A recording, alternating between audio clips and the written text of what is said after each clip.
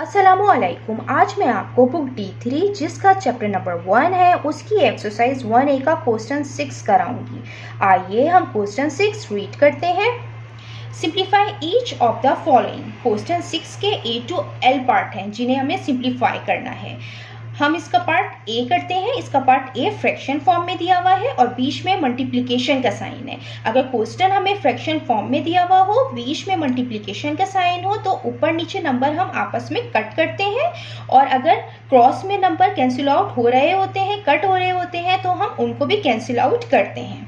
आइए अब हम इसको सॉल्व करते हैं। सबसे पहले हम इसके नंबर देखेंगे कि कौन सा नंबर किसके साथ कैंसिल आउट होगा। तो यहाँ पे नंबर जो है वो कैंसिल आउट नहीं हो रहा है। 2 और 5, 9, 8 ये कैंसिल आउट नहीं हो रहा, लिहाजा हम इसको ऐसे ही लिखेंगे। ये 5A से मल्टीप्लाई हो रहा है, हम इसको इस तरीके से यहाँ पे लिख सकते हैं, क्यूब। 9 को हम मल्टीप्लाई करेंगे 2 से, 9 2 ज़ा 18 और 18 8 ज़ा 18 मल्टीप्लाई बाय 8 144। तो हम यहाँ पे 144 लिखेंगे और यहाँ पे b है, यहाँ इंटू ये b है और यहाँ पे b रेज़ टू पावर 4 है। अब यहाँ 5 लिखेंगे, यहाँ पे 2 टाइम a लिखा हुआ है और इसकी पावर 1 है। टाइम a लिखा हुआ है तो सेम बेस लिखी हुई है, तो हम बेस 1 टाइम लिखते हैं और पार्ट्स ऐड करते हैं। ये रूल होता है, जैसे कि ये a इंटू a है तो ये इक्वल होता है a स्क्वायर के। तो यहाँ पे a स्क्वायर आएगा। यहाँ पे भी बेस क्या लिखी हुई है, c लिखी हुई है। यहाँ पे c स्क्वायर लिखा हुआ है और यहाँ c क्यूब लिखा हुआ है। तो बेस सेम होती है, हम 1 टाइम लिखते हैं और पार्ट्स ऐड करते हैं। तो 3 + 2 5 आती है। तो यहाँ पे भी c 5 आ जाएगा अपॉन 144 इंटू यहाँ पे b। यहाँ पे क्या है, बेसिस सेम है। जब बेसिस सेम है तो पार्ट्स ऐड हो जाएंगी। b हम 1 टाइम लिखेंगे, यहाँ पे 1 पार है, 1 पार है, 4 5 6 पार आएगी। तो अब हम इसको इस तरीके से लिखेंगे, 5a raise to power square c raise to power 5 upon 144 b raise to power 6। ये इसका आंसर है। इसमें कोई भी नंबर कैंसिल आउट नहीं हो रहा था, इसलिए हमने सिंपली मल्टीप्लिकेशन करके इसका आंसर लिखा है। अब इसका पार्ट b है। अब हम इसको सॉल्व करेंगे। सबसे पहले यहाँ पे डिवीजन का साइन है, हम इसको मल्टीप्लिकेशन में चेंज करेंगे। इसको हम स्टार्ट करते हैं। 60 upon 9 f raise to power cube multiply by 3 into f square divided by 16 d raise to power 5। अब ये जो डिवीजन साइन है हम इसको मल्टीप्लिकेशन में चेंज करेंगे। जब मल्टीप्लिकेशन में चेंज करते हैं, जो फ्रैक्शन की फॉर्म होती है हम उसका रेसिप्रोकल लेते हैं। मीन्स कि जो नीचे वाला नंबर होता है वो ऊपर चला जाता है और जो ऊपर वाला नंबर होता है वो हम नीचे लिख देते हैं। अब हम इसमें नंबर्स चेक करेंगे कि कौन से नंबर आपस में कैंसिल आउट होंगे। तो यहाँ पे 3 और 9 है, ये आपस में कैंसिल आउट हो रहा है। 3 1 ज़ा 3 और 3 3 ज़ा 9। अब हम मज़ीद इसको चेक करते हैं। ये 3 और 6 है, ये भी आपस में कैंसिल आउट हो रहा है। 3 1 ज़ा 3 3 2 ज़ा 6, यानी कि ये फॉर्म तो 1 हो गई है। अब यहाँ पे 2 है, यहाँ 16 है, तो 2 और 16 भी आपस में कैंसिल आउट होगा। 2 1 ज़ा 2 और 2 8 ज़ा 16। बाकी ये 27 8 और ये 8 ये कैंसिल आउट नहीं हो रहे हैं। यहाँ पे 1, यहाँ पे 1 आया, यहाँ पे 1 आया, ये तीनों नंबर कैंसिल आउट हो गए हैं। लिहाजा अब हम इसको लिखते हैं नेक्स्ट स्टेप में, d इंटू यहाँ पे f स्क्वायर है।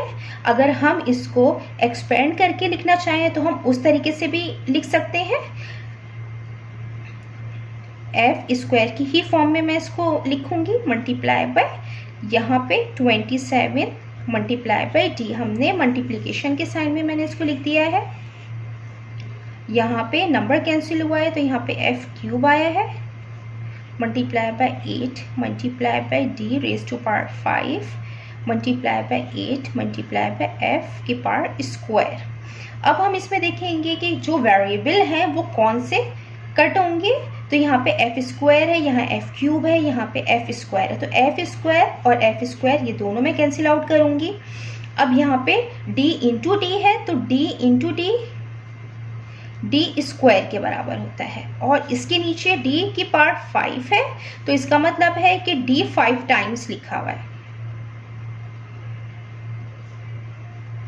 तो यहाँ पे जो 2t हैं वो नीचे वाले 2d से कैंसिल होंगे तो नीचे 3d बचेंगे।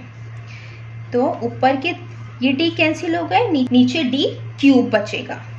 तो अब हम इसको इस तरीके से लिखेंगे, ऊपर 27 बचा है तो 27 अपॉन यहाँ पे 8 और 8, तो 8 8 था 64। पहले हम नंबर लिख लेते हैं। यहाँ पे d raise to power cube है और यहाँ पे f की पावर क्यूब है। ये इसका आंसर है। अब हम इसका पार्ट सी करते हैं। पार्ट सी में भी यहाँ पे डिवीजन की साइन है तो हम इसको मल्टीप्लिकेशन में चेंज करेंगे। सॉल्यूशन 2y की power cube upon x raise to power cube. ये डिवीजन की साइन जब मल्टीप्लिकेशन में चेंज होगी तो जो फ्रैक्शन की फॉर्म है हम इसका रेसिप्रोकल लेते हैं। नीचे वाली टर्म हम ऊपर लिखेंगे और ऊपर वाली टर्म नीचे आएगी। Multiply by 64 into x upon 10 y raise to power 4। अब हम इसमें सबसे पहले नंबर को कट करेंगे। जो नंबर कट हो रहा होगा हम उसको यहाँ पे कट करेंगे। यहाँ पे 2 है, ये 4 है, ये आपस में कैंसिल आउट हो रहे हैं। 2 1 जा 2 और 2 2 जा। यहाँ पे 5 और 10 क्रॉस में कैंसिल हो रहे हैं। 5 1 जा 5, 5 2 जा 10। अब हम एक्सपेंड करके y क्यूब का मतलब है कि 3 टाइम्स y है, ये हम एक्सपेंड करके यहाँ पे लिखते हैं। ये 2 इंटू 2 है यानी कि 2 2 जा 4, हम डायरेक्ट 4 लिखेंगे। और यहाँ पे x क्यूब है तो इसका मतलब है कि 3 टाइम्स x है, हम वो लिख लेंगे। यहाँ पे y है और यहाँ y रेज़ टू पावर 4 है, y की पावर 4 है, इसका मतलब है कि y 4 टाइम है तो y into y into y into y, ये 4 टाइम हमने y लिख लिया। अब हम इसको मज़ीद कैंसिल आउट करेंगे। ये नंबर भी कैंसिल आउट हो रहे हैं क्योंकि 4 1 जा 4 होता है और 4 16 जा 64 होता है, तो ऊपर 16 आ गया। अब ये 2x हैं तो नीचे वाले 2x से कैंसिल आउट हो जाएंगे। ये 3y है, ये नीचे वाले 3y से कैंसिल आउट होंगे। अब हम इसको लिखेंगे, यहाँ पे सब कैंसिल आउट हो गया, सिर्फ 16 बचा तो ऊपर 16 आएगा। नीचे हम डिनोमिनेटर में देखेंगे, यहाँ पे ये 4 और यहाँ x x कैंसिल हो गए, यहाँ पे एक x आया और यहाँ पे y 2 y बचे हैं तो हम यहाँ पे लिखेंगे x और y 2y है। इसका मतलब है कि y क्या है, अगर y इंटू वाई है इसका मतलब है कि y बेस है, 1 टाइम लिखते हैं। इसके ऊपर पावर 1 होती है, इनकी पावर ऐड होती है, 1 + 1 2 हो जाएगी तो y स्क्वायर आएगा, x इंटू वाई स्क्वायर। ये इसका आंसर है। अब हम इसका पार्ट डी करते हैं। अब इसका पार्ट डी है, यहाँ पे भी डिवीजन का साइन है, हम इसको मल्टीप्लिकेशन में चेंज करेंगे। सॉल्व करते हैं हम इसको। 3 into s into q upon 4 p raise to power square into r. जब ये डिवीजन का साइन है मल्टीप्लिकेशन में चेंज होगा तो ये रेसिप्रोकल होगा। नीचे का नंबर हम नीचे जो डिनोमिनेटर है हम उसको न्यूमरेटर में लिखते हैं और जो न्यूमरेटर होता है हम उसको डिनोमिनेटर में लिखते हैं। ये 14 into p into s upon 7 q into r, ये हम ऐसे लिख देंगे। अब हम इसमें देखेंगे कि कौन सा नंबर कैंसिल हो रहा है, हम उसको कैंसिल करेंगे।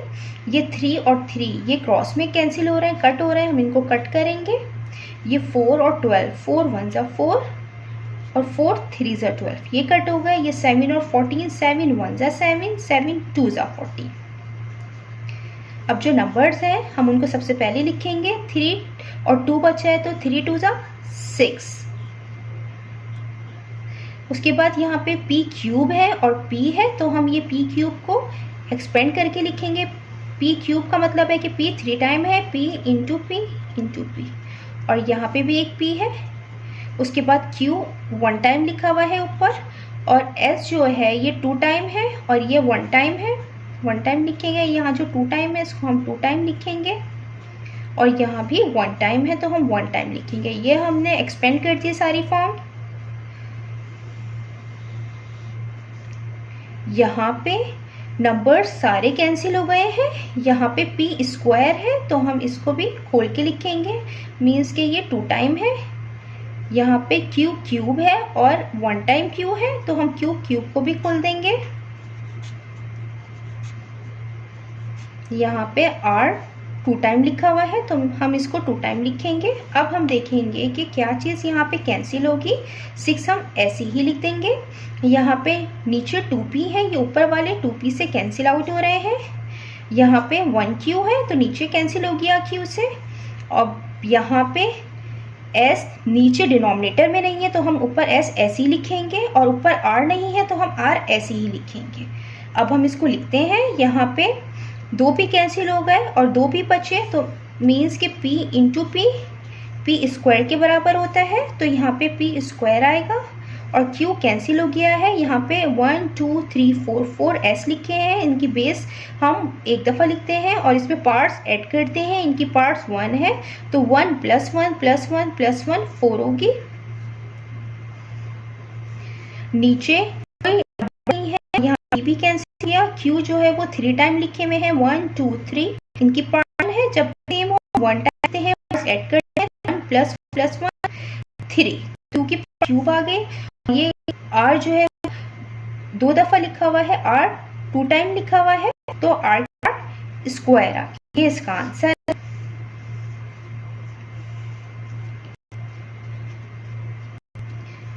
जितना मैंने एक्सप्लेन किया है, अगर इसमें कोई भी क्वेरी है तो आप कमेंट्स में लिखकर मुझसे पूछ सकते हैं।